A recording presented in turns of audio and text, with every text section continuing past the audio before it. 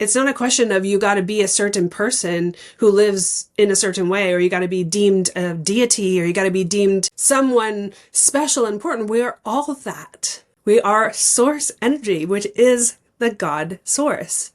How could we not be that? So when you're in the light, enlightened, you are that. There's no doubt in the way. There's no fear in the way. If you're in the fear, turn the light on. 2, 1, 0. Hi, and welcome to Stellar Life Podcast. This is your host, Orion, and today you're going to learn about the multiverse, multi-dimensions, how to jump timelines, and how to manifest. This is a little bit woo-woo, a little bit like a sci-fi type episode, but in real life. And the lady that is going to teach you how to do all that and play in astral dimensions is Wendy Paquette. She's a personal advisor and confidant to the world's elite creators. She helps them remove the mental programs holding them back so they can actualize their deepest desires. She does this using a technique she pioneered and refined over the last 10 years called multi-dimensional timeline shifting, which sounds really cool, like something from Doctor Strange. And that's pretty cool.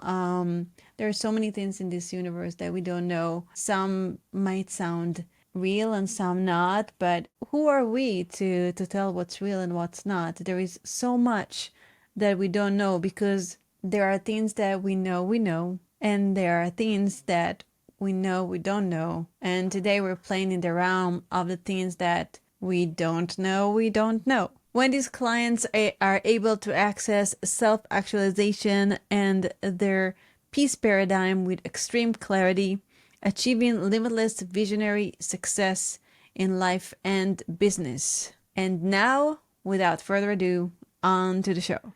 Hi, Wendy, and welcome to Stellar Life Podcast. Thank you so much for being here. Thank you for having me. I'm so delighted, really. Me too. I'm very, very excited about everything that you are and everything that you teach. Mega curious about the whole thing. Before we dive in, can you share a little bit about your origin story and how did you become the magician that you are today? Well, I really get to tighten up this story because it, to me, always comes out so long. And sometimes I forget. Maybe people need to hear that too. But it originated at an awakening in a moment where I was creating things in my world that were magical and awesome and amazing. And my last client of the day left my house where they would come for some deep state hypnosis therapy. And they left having this magical experience, and I sat down at the kitchen table and realized that everything outside of me looks perfect. But inside of me is a mess, a hot screaming mess, because I was just unhappy, and unhappy to the point of depressed. And that when that word popped into my head, I was like, depressed?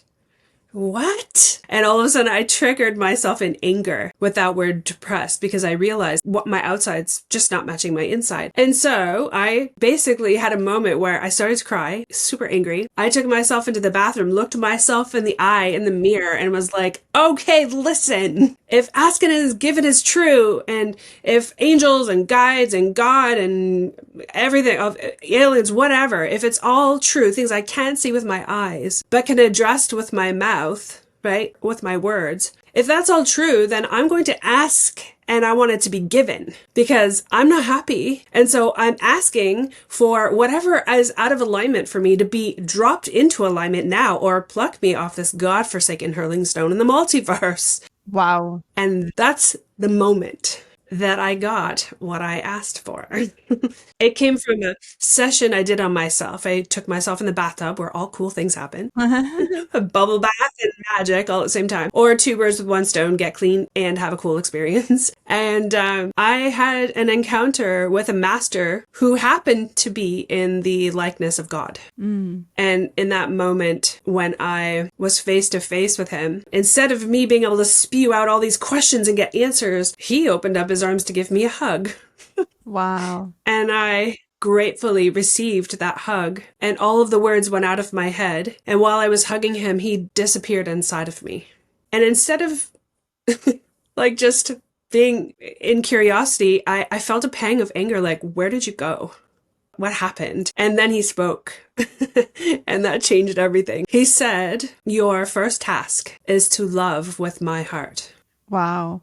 Okay, was my thought. Like very simple, okay. And as much as that is a simple phrase, it took me 8 months to actually figure out what happened and what that meant. And in that 8 months, my transformation was like, I was in the chrysalis for sure of what my butterfly was coming out as, because it was mess. I would think, okay, Orion, if I hug you and I'm loving you, will you know the difference if I'm loving you with my heart over God's heart? Like, what a silly question to ask, you know? But my task was to love with God's heart. And so I was being super literal, unbeknownst to me, that the gift that I was given was when God disappeared inside of me and made that request and asked that task to be fulfilled, what occurred was he removed all separation. It took me 8 months to actualize through every cell that reality, to the point where I was then doing this thing, saying these things and doing these things that were actually transforming emotions into neutrality and ultimately love. And it came from being angry, right, at something, kind of unleashing my own anger in one moment. And I found myself asking questions and saying something, and then what am I going to do with this energy, right? And I would ask, am I that? Am I? Whatever the energy was, like it happened to be something my husband did that I was upset about, of course. And it was irritating. And what I was like, what is he being, right? What is he being? And he was being someone who created opportunities and then didn't take them for himself. And so my initial question was like, am I that? Am I? And I'm holding out my hand, and this energy was really heavy in my hand, and I'm, of course, in the bathtub again. And the thought that popped into my head was in God's voice saying, you know what to do. And I was like, oh, I'm going to love it with God's heart. And so I brought my hand around to the front of me, and my whole entire body breathed. It was like this visceral cellular transformation that sucked my hand to my chest and transformed everything instantaneously. The result was the emotion that I was feeling prior to that experience was anger, fury. I was so mad at my husband, to nothing, like neutral. I actually giggled. I was like, oh, hold on.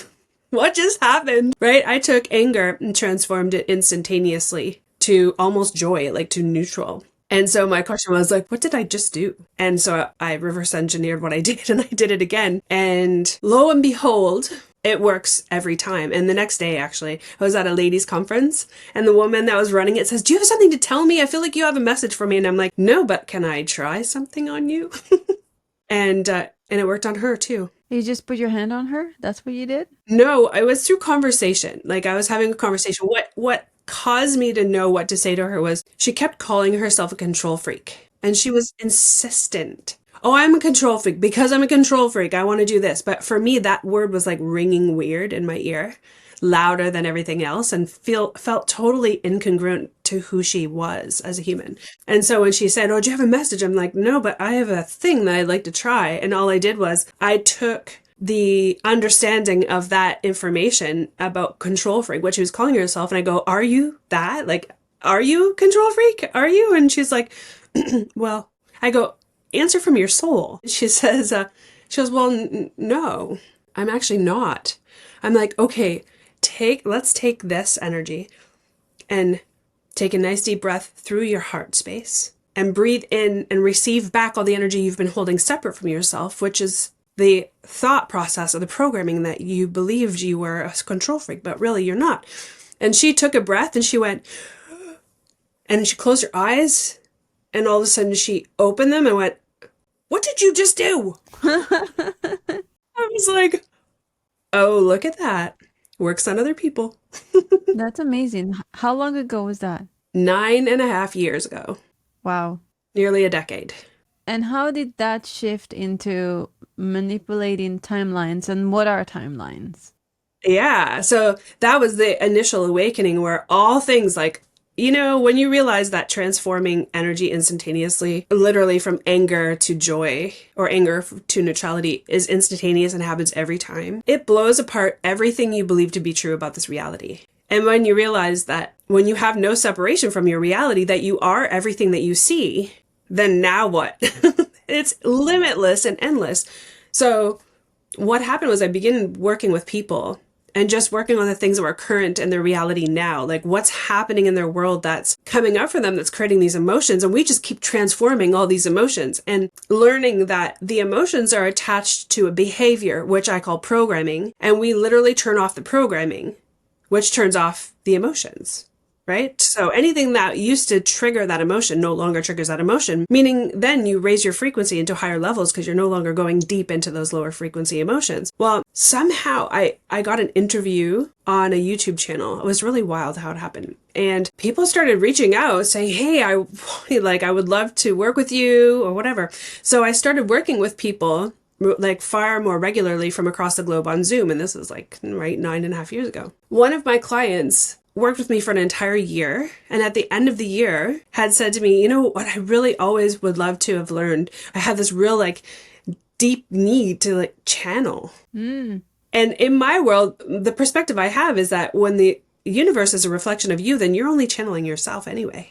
Yes. But I obliged. I was like, okay, you know that you're channeling you. And he's like, yeah, well, you know, it's really cool. People do JFK and, you know, well, I'm like, well, I'll walk you through it. And I'll sit here with you and I'll like support you and you see what you can do because there must be a reason why you feel called, right, to do this. He's like, yeah, okay. Well, what happened was he ended up channeling a group of entities that called itself the Sound Council. Now, much like Abraham Hicks, right, it was a collective of energies. This was very similar in that they called themselves the Sound Council. And I still know, I'm like, you know, you're channeling an aspect of self anyway. But I kept going with conversation within this space where he was channeling. He went right out and this energy spoke right through to all these really magical things. And at one point they said, I'm air quoting, they said to me, Wendy, you realize that we are you. And then I knew, I'm like, oh, what? All right, I'm in the right space. I know I'm good because what I truly believe to be true is, and what I'm seeing is a reflection of what I know. It just happens to be through a vehicle, right, that had an interest in channeling, even though we knew what we knew. So that began the journey. And what happened was the Sound Council, said to me, would you like to write a book?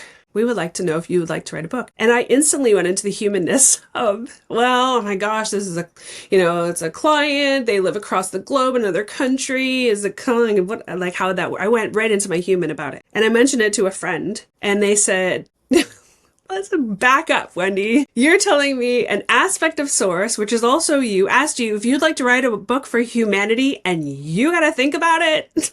I was like, yeah, duh. Oh my gosh. I can't believe I was even like, I even went there. So of course I went back to him and I said, of course I will. Of course I'll do it. And that set us on a journey of a year. And what happened was that book is the key to unlocking the grid on the planet of being trapped in humanity from a perspective of programming. So the grid of programming. So it's unlocking that for people. And how I got to learn how to unlock it was through this channeling experience every single week, which is a book where every week was a lesson, lessons on astrology and how astrology is the planets are the one thing that doesn't change in our universe. In other universes, the planets are different, or maybe there's one missing or whatever, but they're different in every universe. And there's infinite universes until we can no longer understand what they look like any longer from this perspective. So a year goes by and we're nearly at the 3/4 mark. And this Sound Council says to me, okay, like the whole time they were teaching me everything, they brought in other entities to teach me how all the things work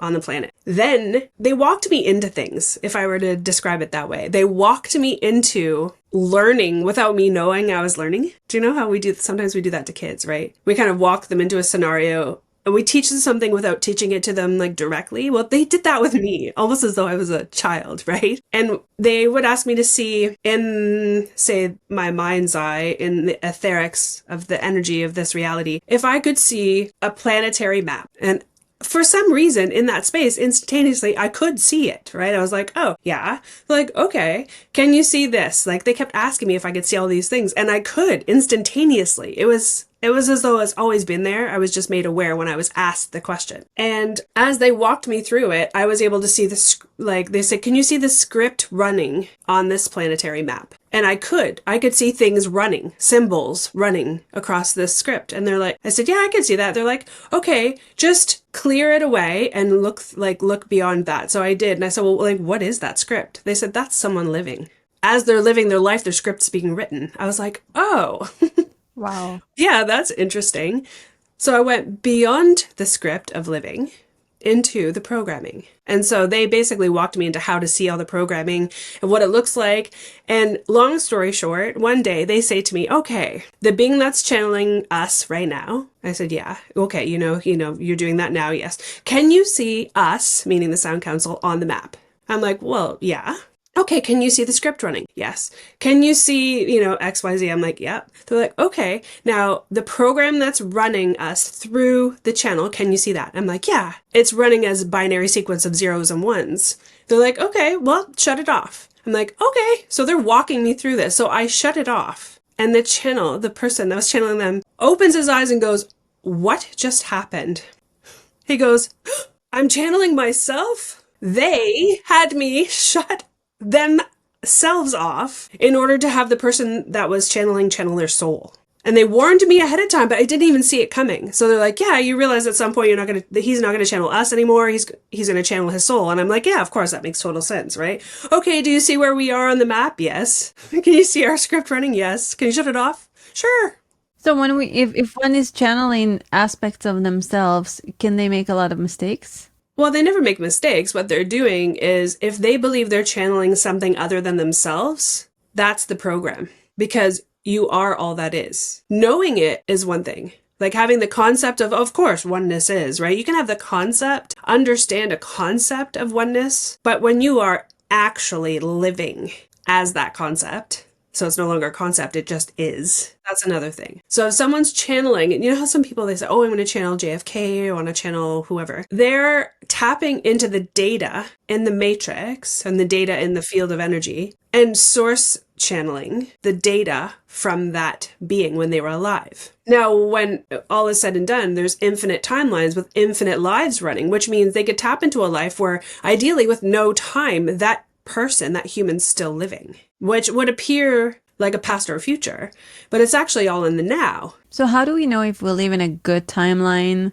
or if we need to change our timeline, or how can we choose the best timeline? Yeah, well, let me circle back for a second. How that worked with the Sound Council having me shut them off by their kind of trickery. Channeling your soul is giving you access to the timeline you're in. Turning programs on and off will move you to a new timeline where those programs never lived, never were activated. So when you're asking, how do I know if this timeline is good or not good, where are you asking that question from? So here, let me give you this little tool to understand how. When you ask that question, how, you're in the dark, you're in fear.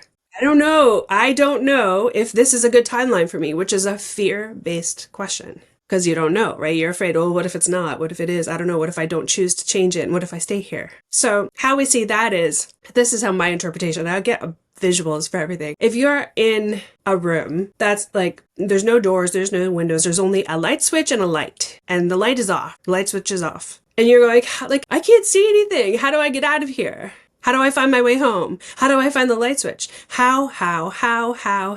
Why are you asking how? Because you can't see it. What do you know?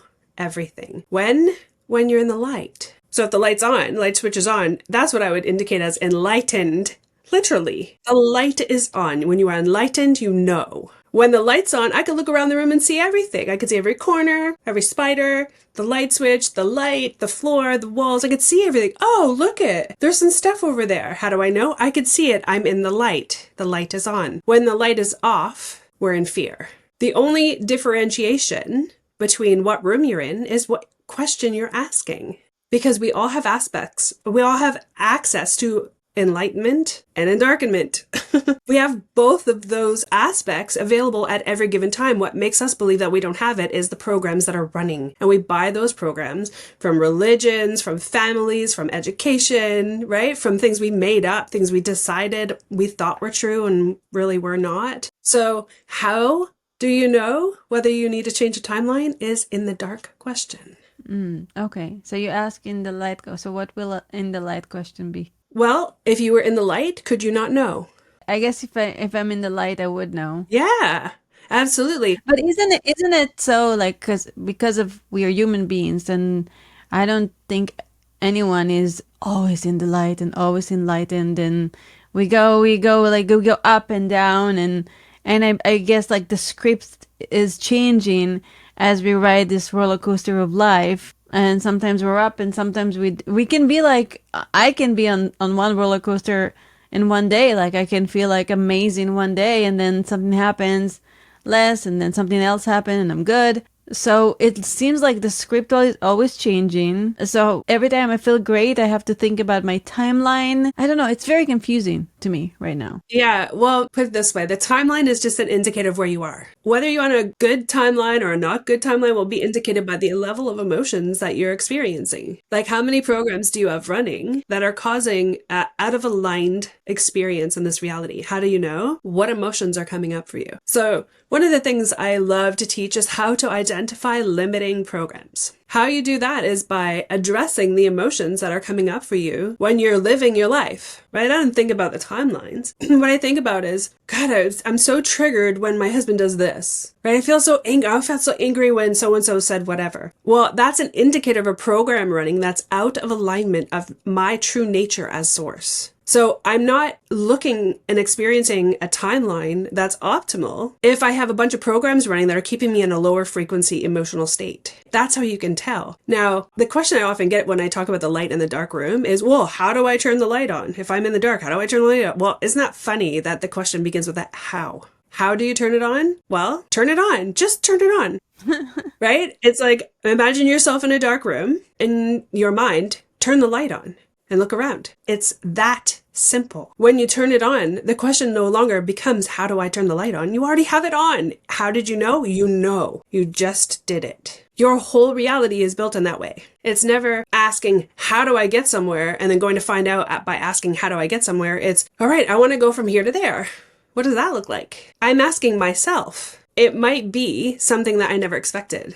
Oh, I'm going to call my friend and tell her where I'm going. And she might say, oh my goodness, I've been there before. Guess what? You want me to give you directions? Because I know exactly how to get there, right? It's something that the universe, which is also you, is going to bring to yourself in a moment that when you finally realize it's magical, it appears to be something out of this world. Oh my gosh, can you believe that? I wondered how to get there because I wanted to go there, and suddenly I had an instinct to call my friend, and she told me how to get there without me even like asking her how. Of course, because you are bringing yourself to yourself. So instead of how, just focus on the outcome you want. Well, I would focus on where you want to go. So, which would be the outcome, yes. And your high awareness gets to come into play here. Like if you have an instinct, you're thinking, okay, yeah, I'm going to go to the grocery store. I've never been there. I've never been to that grocery store before. I think I'll plug it into my GPS. That's kind of basically what you do. Only you're thinking, okay, I don't know the address. I'm going to look it up. I Google it. So the things that you know to do, you'll already know. Whatever the missing gaps are, when you're in that space of trusting that you're in the light, those are going to be revealed to you no matter what. Your job is to be highly aware of it. It might not look the way you think it should look, and that's what messes most people up. They think it must look a certain way, and when they don't see it, they miss the actual way. Amazing. I didn't quite understand all of it. It's really deep. And I guess I do have programs that are going back to, yeah, but how? Yeah. I get it. You're manifesting. You look at, yes, but how? I go back to the how. Exactly. And that's one of the pieces that most people miss is, where are you asking the question from? Right? Are you in the dark? Or are you in the light? Enlightenment, the thought of someone being enlightened, what we've been taught up until now, it's like a guru who sits on the rock, who knows everything. That's a program to, I don't know, I guess defer people from knowing their true selves, which is, we're an aspect of the God source. Not God as in like a person, a single entity God, but God, the source of all that is, right? So when we know that, we're all enlightened to know. It's not a question of you got to be a certain person who lives in a certain way, or you got to be deemed a deity, or you got to be deemed someone special and important. We are all that. We are source energy, which is the God source. How could we not be that? So when you're in the light, enlightened, you are that. There's no doubt in the way. There's no fear in the way. If you're in the fear, turn the light on. Yes, but how? I'm sorry. It always comes back to like to that like turn the light on. Like I can get it. I can go and like do my meditations or my hypnosis and turn the light on that way. But for me, it's like I don't. It doesn't happen where I'm just like turning on a switch and all of a sudden it's there. It's always a process. But I guess that's one of my programs too. Yes, absolutely. See, now you're seeing it. How do you know? Because you're in the light. It's that easy. I'm telling you, it is. It really is. It's thinking that everything's hard to get there is hard. There's a process for everything. You got to go through the process is long and tedious and annoying. It's as easy as turning the light on. How do we turn the light on? I'm like, okay, imagine this. Can you imagine in your mind's eye or in your imagination a pink circle? Can you imagine a pink circle? Yes. Can you turn that pink circle to a blue circle? Yes. Okay, so now you're in a dark room and it's dark everywhere. Can you turn it to a light room? Yes. You just turned the light on. That's how easy it is. I know. That's as far as the process goes. Thanks, everyone, But it's that easy, and it's not as easy to think about those things when you're in a moment of despair. When you're in a moment of deep fear, and you're triggered by the programming that you have, that something dangerous is happening, or you're in trouble, or you know what I mean? Some people have those fear triggers where when they feel threatened, they just shut down. No, it's not easy. I never said it was easy to come out of that space. I'm saying it's easy to turn the light on. You can turn the light on from that deep space by practicing turning the light on from anywhere. When you're in that deep, scary space, turn the light on and sit there and look around the room until you come into the light further. But the main message is that it is just that easy to turn the light on. You don't have to be anyone special. I'm not anyone special. I am you and everyone else. Well, you like I went on your website and it says that you were able to swim underwater until you learned that it's impossible. I could breathe underwater. I remember it distinctly. When I was little, we had an in-ground swimming pool and I was swimming underwater and breathing underwater. I'm thinking, oh my God, I could breathe underwater. It was amazing. I could do it every time. And then one day decided to share that with my mother, thinking she would know. And she's like, oh, yeah, right. Nobody can breathe underwater. You drown and die.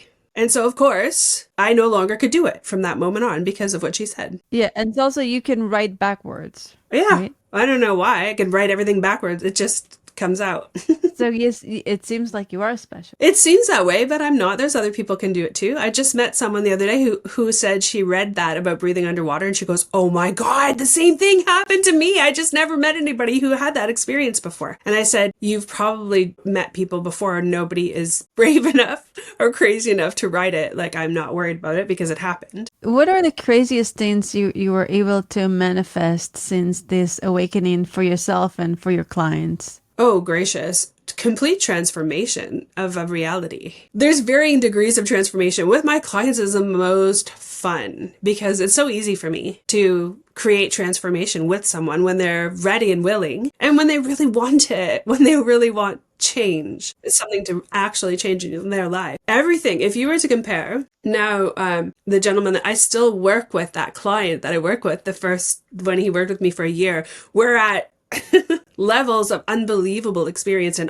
human optimization right now. He doesn't even look like the same person. If I put a before picture back in 2019 when we began working together, and now you wouldn't even know it was the same person. Completely different shape, look, size, facial structure, eloquence. It's just absolutely astronomical. And I actually said that to him today. I go, oh yeah, I should put up the before and after picture. I'll go take a photo from one of your first sessions until now. And he goes, no way, I don't want to see it. But it is life-changing. Marriages come together because what you're seeing in a spouse and a relationship when things aren't working are reflections of your own programs, especially the things that don't work. I know. You know what? I just came back from the biohacking conference and I was extremely tired on the second day, very low energy. And I did a brain scan before and after the session, the brain tap session. And just looking at the brain scans, it was incredible. Just by, I guess turning on my own light, Like in the physical realm, everything that was red turned green. It's almost like when I came, my brain was almost wanting to fall asleep. My hormones were low. Everything was off. And after 20 minutes of, I guess, being in the light or touching or experiencing, everything was green. And seeing it in the physicality of it was very shockingly amazing. Same thing, right? Yes. And that's in 20 minutes. Imagine if we shut off all the binary sequencing of all the programs that are running that cause emotional stress or cause emotional responses in your world. What I work with humans is where you want to be. What's your vision? What's that target you'd like to get to? And then we look at, I'm able to see all the programming in the way of getting there to that target. So imagine if we saw all the programming in the way and we shut all those programming pieces off, the gateway and the pathway is wide open. Well, it happens 10 times faster because you have nothing in the way that you need to handle or deal with or try to get around or try to work with and slow down for. Now you're just walking straight at it. So people that have been struggling with money and they're having issues with money are now suddenly having these like $200,000 opportunities drop in their lap. I'm not exaggerating at all. These are like the actual client experiences. Having things where they were struggling with debt of 200,000, then having those amounts of money show up with clients or opportunities. Did you have a remarkable healings that happened? Healing in what way? Like they were sick and then they got better. Physical healing. You know, I'll be honest with you, from the beginning, things are different now, but at the beginning I was like, I don't want to deal with people who have physical ailments because their programming is so thick that I don't want to go there with them because it's going to take too long and cost too much money for them. And so I wouldn't work with anybody on that realm because I'm like, yeah, there's other people doing that. If they want to go to like, you know, Joe Dispenza or whatever, they want to go somewhere where they can learn a different aspect of doing it, let those people deal with those things. I want to work with high performing humans who are already at their success level and they know that there's something greater beyond that, but they have this monkey on their back that they have been able to handle, but not actually get rid of. That's who I wanted to work with. So I didn't really lean into physical stuff now. Did it occur? Of course it did, because by nature, when you are shifting and transforming all of your life from that perspective, that stuff handles itself in some way. But I did not focus on anything that was a physical body itself. It was something I avoided. You know, I'm still not that interested in it, but my whole premise with mindset and body runs that vein. You know, well eating, well breathing, well living, all those things kind of go together. I just don't focus on it in my practice. Is there a certain success story that you remember that shocked you? I don't have a lot of shock. You know, imagine a decade of shutting off all my own programming, the lower frequency programs. When they're shut off, your lower frequency emotions kind of go with it. And so you have a neutral to joy experience regularly, even in the world we live in now with COVID and all that crazy stuff. So shock isn't usually where I'm at. It's expectation that I have that something shocking will occur to someone. You know, that's the level of expectation. Mm-hmm. Like the rest of us, you experienced COVID and how hard it was. How do you react to external situations now? If you see what happened in the world, do you say to yourself, oh, I just manifested everything that just happened in the last few years? Or what's your take on that? Yeah, I don't use the word manifested because I think manifestation has been completely bastardized. The word as a process has become how I view my reality as a reflection of my inner being. Whatever I am being, I am seeing. So how does that translate? When I run into things like COVID and I live in Canada and I see how our prime minister is running our country and I become infuriated, he's reflecting a program within me that I get to handle. So there's no more blame or shame or guilt or judgment because what I'm seeing is who I'm being. So then I go into looking at the programs that are living and running within me that are creating this experience of my reality that I'm infuriated by. And then I go along and shut them all off. That's my job. Does it mean that I don't have emotions ever? No. Does it mean that I don't get infuriated? No. It means that when I do, I am still human in a human skin suit. I handle them like I would handle my clients. I am my own first client. I know this work works. It works every time. I'm 100% certain. Why? it happened with me first, and I'm still doing it. It's been a decade, and everyone I work with has that. So if I were to use someone else's process, what I've learned is someone else's process done by a practitioner has doubt baked right in, which means it works for some and not for everyone. Why? The program of doubt is baked into the practitioner. Why? Because it didn't come through them 100%. It came to them and they actualized and facilitated something that wasn't actually theirs. Do you know what I mean? Does that make sense? So anyone doing a process that is someone else's process already has doubt baked right in. Those programs of doubt are baked right in. So when it comes to doing your own thing, I'm like, yay, finally, look at this is your unique skin suit, your unique soul, your unique signature, your biosignature, your cosmic signature, all unique to you.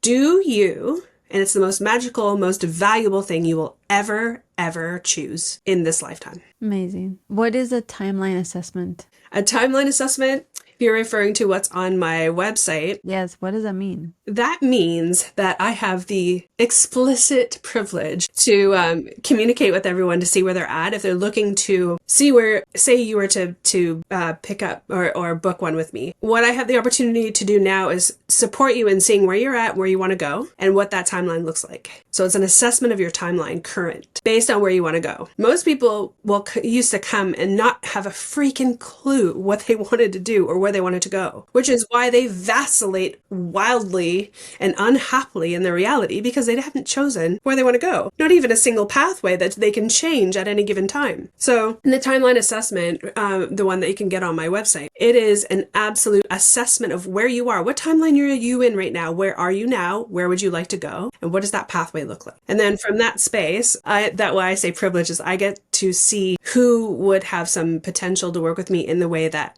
could be absolutely life-changing. That's beautiful. What are your 3 top tips to living a stellar life? My interpretation of stellar is your best life. Or stellar, your highest, best life. The 3 top tips from my perspective would be, number 1, let everything go. Absolutely everything. Because your attachment to anything will slow you down from having the greatest joy you could ever experience. The second thing would be in self-awareness. Know when you're having an emotional response to something before you engage in a massive drag down, knock down argument with your spouse or your, significant other or your child or your friend. Know that what you're seeing is a reflection of who you're being. So if it's just a program that's running and reflecting in someone else, it's not them, it's you. It's never them. It's always you. And the first thing is love fully with source God, heart of all that is. I love that. Well, where can people find you and get your book and maybe book a session with you? Well, my website is wendypaquette.com. So you can find me there. The timeline assessment's on there. It does have a fee because it's not for the free takers who would just want to explore and ask me questions, which is what used to happen a long time ago.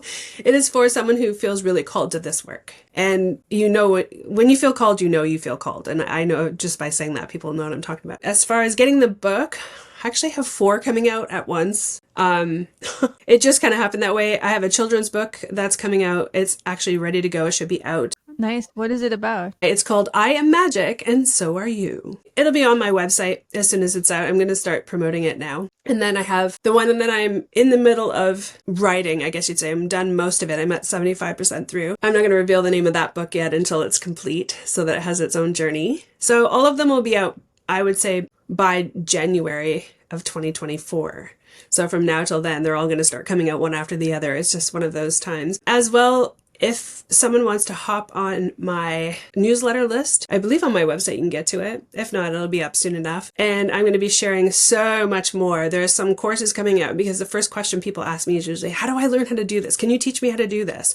So I've done some workshops on how to identify your limiting programming. I put that into a small DIY understanding so you can go back through it, learn how to identify and become self-aware to identify your limiting programs. And then there's going to be some next level stuff where you can learn how to do this for yourself in your own way so that you're not just taking my formula that comes through me. You're going to discover how to pull it through yourself and have your magic. And then you can turn that into a business or just use it for yourself and your family or what have you.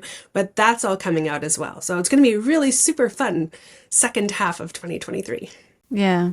I really like what you said about when you take something, when you do something, some other people's method, there is always a doubt about it because it's not yours. It's not your own channeling. That was very profound for me. So thank you for that. Oh, you're welcome. My honor for sure.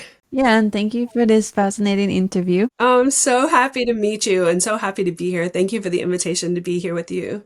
Oh, you're welcome. My honor for sure. Thank you. And thank you, listener. Remember to let everything go. Be in self-awareness. What you're seeing is just a program. It's just a reflection of you. And love fully and have a stellar life. This is Orion. Till next time.